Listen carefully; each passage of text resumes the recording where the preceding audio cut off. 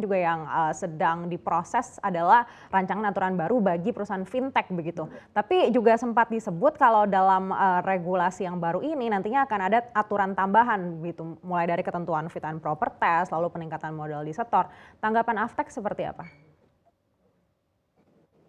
Tentunya dari asosiasi pastinya kita mengapresiasi pemerintah dan juga regulator kami, khususnya OJK, terkait usulan, rancangan peraturan baru yang sedang digodok ini, terutama untuk fintech peer-to-peer lending. Kenapa? Kalau pada dasarnya, semua peraturan itu kan dibuat untuk memastikan agar baik, pemain dari industrinya maupun customer-nya sendiri itu dua-duanya, terlindungi. Jadi ada perlindungan konsumen, ada juga perlindungan, perusahaan yang menjalankan bisnis.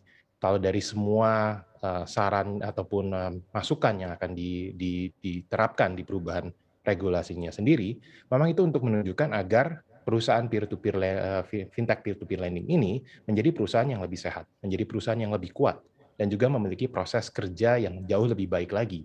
Walaupun memang sebelumnya kita sudah ada, namun tentunya kan waktu itu, bisa dianggap fintech peer-to-peer lending ini baru berdiri. Tentunya, kita melihat lebih ke arah, regulasi yang mencoba, mengizinkan inovasi terjadi.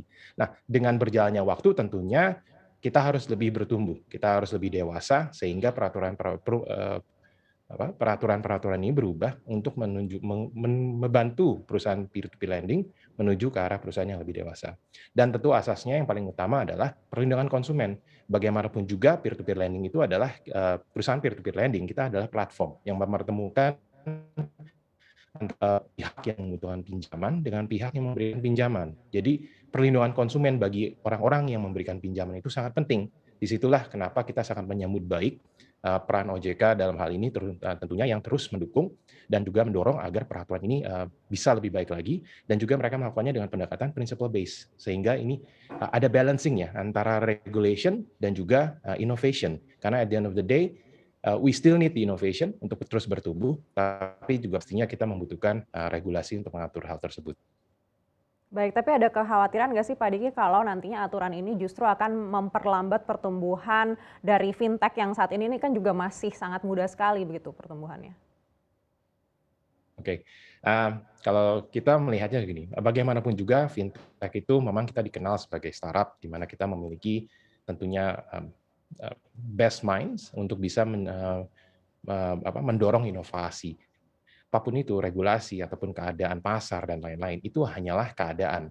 Jadi tentunya kita yakin bahwa, semua perusahaan peer-to-peer lending ini bisa mencari jalan untuk bisa memenuhi peraturan ataupun regulasi yang memang dikeluarkan dan terus berinovasi.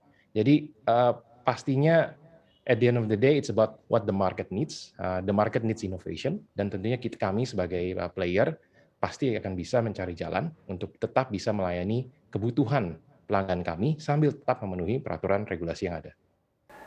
Jangan lupa untuk menginstal aplikasi CNBC Indonesia yang tersedia di App Store dan Play Store untuk terus mengikuti perkembangan berita ekonomi dan bisnis terkini.